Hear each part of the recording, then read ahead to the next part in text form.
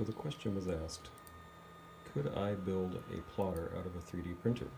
And of course the answer is yes, but I didn't have one at the time, and so the question was asked, could I build one out of my old 101 Hero? And I didn't know, so I thought I would try to find out. So that's what this plotter is. It's made almost 95% out of parts from a 101 Hero. So that's what I've got going on here. Is I've got two of the pylons. I took the bearing from one, and so I could support the second pylon to make an XY axis. So those are mostly intact except for that one modification. This bearing right here, this sliding rail, there's one on the other side as well to support, well, I guess it's the x-axis. So that's pretty much the same. Let's see, and then for the Y, I have took one of the rods and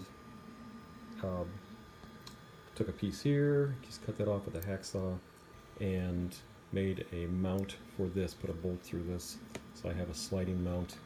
Goes back here. This is part of the stepper motor assembly with the stepper motor, and you probably can't see it because it's too dark, but I've got a gear down there with a bolt on it and fishing line tied to it. There we go. So that's what raises and lowers the head. I've got a switch I mounted in there too, so I can home that. I said head, I meant pen.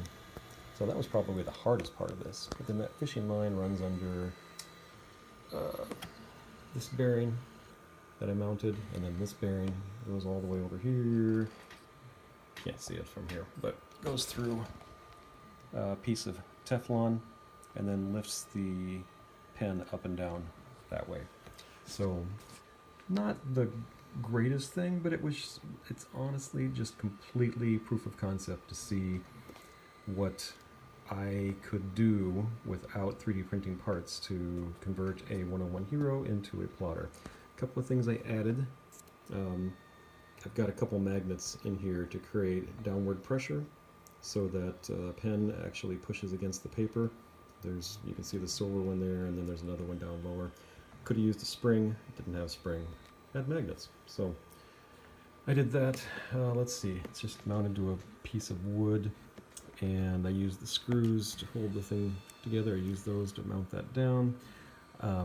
Ended up, after I got it all together, I had to counterweight this, so I've got some magnet plates from hard drives counterbalancing this. And what else? Oh yeah, while I was putting this whole thing together, my Z-axis output just crapped out. It won't do anything else anymore. So I took Marlin and reassigned the pins to use the extruder motor output to drive my Z-axis, which, well, I guess it's C, but I'm calling it Z because it's lifting the pen. So I had to do that. So I really can't use this controller for anything else anyway. Let's see, what else is new on here? I hot glued these two pieces together.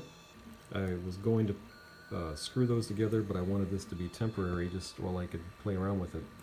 And it turned out that the hot glue held better than I thought. It's not very temporary, so it's just there. I'm not going to change it. That's why I added the counterbalance weights there. I don't have any wire management or cable management done, but there it is. This is what I'm trying to print, plot, and this is what it's doing now. My pen width is too wide in my slicer, so let's see if I can turn this around. So that's why it looks a little hollow, but I have proven to myself that I can make a very slow and inaccurate plotter using the 101 Hero, and that was really the only point of what I was trying to do.